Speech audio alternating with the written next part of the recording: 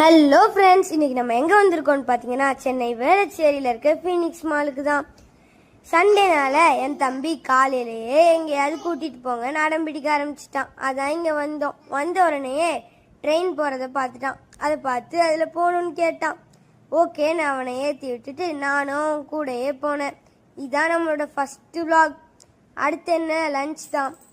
அவனுக்கும் எனக்கும் பிடிச்சதெல்லாம் சாப்பிட்டுட்டு அப்படியே தியேட்டருக்கு போயிட்டு ஃபோட்டோஸ்லாம் எடுத்துகிட்டு படம் பார்க்க உள்ளே போயிட்டோம். உள்ளே போகிறதுக்குள்ளே என் தம்பி படம் ஆரம்பிச்சிடுச்சான்னு கேட்க ஆரம்பிச்சிட்டான். எந்த படத்துக்கு வந்திருக்கோன்னு பார்க்குறீங்களா? தலைவன் தலைவி தான்.